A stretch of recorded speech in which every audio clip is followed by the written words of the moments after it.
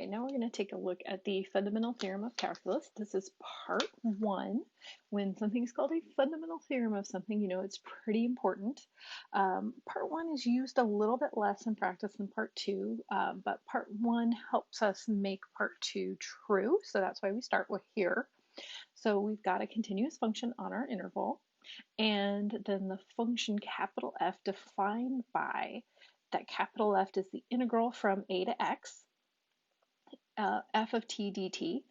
Then f prime of x is little f of x. I know I hate that there's capital lowercase. That's always a little bit tough to remember the difference between the two. But we've got capital F out here and then little f sitting right there. And the derivative of capital F is little f on our interval. So basically what this is telling us is that if f is integrable, then it has an antiderivative, which we've kind of basically been doing and sort of figuring out as we've been going along so far. So that's what it's telling us.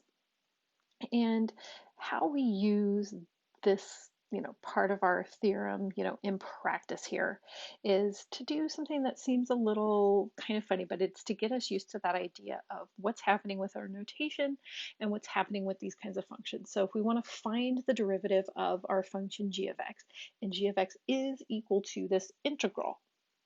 And what's a little bit weird about this is that our variable here is our limit of integration. And that's why we've got t's inside of our integral versus x's, because our variable is this x right here. So we could put in values in here for x, and then that would change our limits of integration. So that x is really kind of standing in place of b, and it's how long we're going to do this integral for.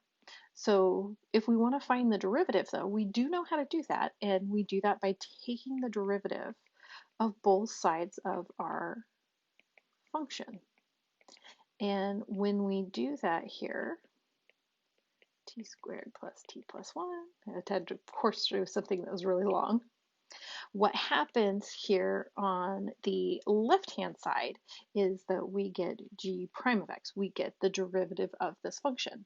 What happens over here on the right-hand side is that we've got this taking the derivative and then finding the integral. And those two things do basically cancel out, and we're left with x squared plus x plus 1. Because what that fundamental theorem of calculus told us, what it said was this function that's sitting inside of our integral, let me get just the function, this little f of t here is the derivative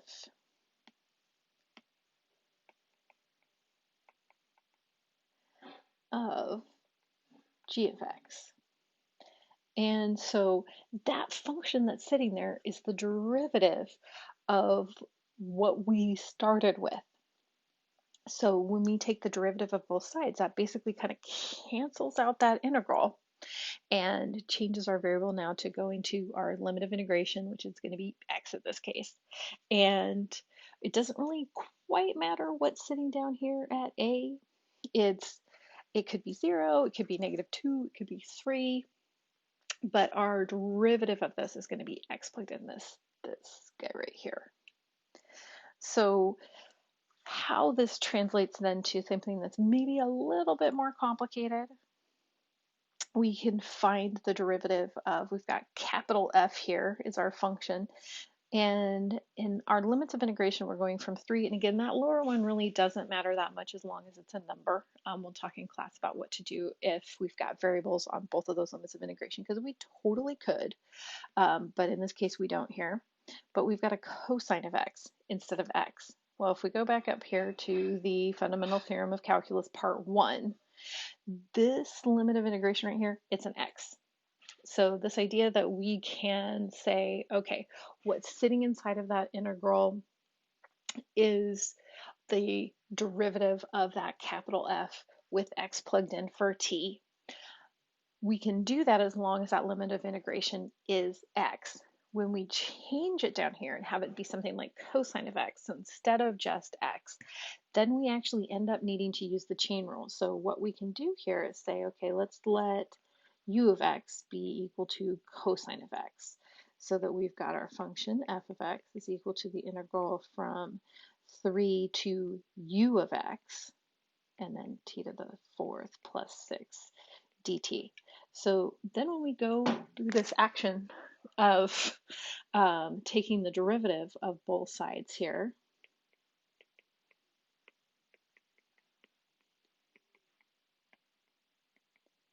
when we take the derivative of the side that's got our integral, we've got to do a little bit more work than we had to before. Things don't just cancel out quite as nicely. We have to actually use the chain rule, because right now our variable is in terms of u. So we've got to do, it's probably been a little while since you've looked at the chain rule, but the chain rule with that Leibniz notation, again, things that maybe a little while since you've looked at, is that we rewrite that in terms of u, and we have two parts that we're finding. We're finding the derivative of the outside function and the derivative of the inside function. So when we take this derivative here, we are, just like before on the left-hand side, we're going to get f prime. But here on this side, we're going to do the derivative with respect to u as our variable. And then it's going to be multiplied by du dx. And du dx is going to be the derivative of our function u of x, which back up here was cosine of x. And that derivative is negative sine of x. So we're going to get here, now what we've got here, that's exactly like what we had in the last problem. This variable is matching up with this variable that's sitting here. It's just a plain old u. So we're going to get u to the fourth plus 6 for our derivative there, and then times negative sine of x. Now we want everything back in terms of x. And u of x is cosine of x. So we can rewrite this as cosine, sorry if you heard my little email blink there, plus 6 times negative sine of x.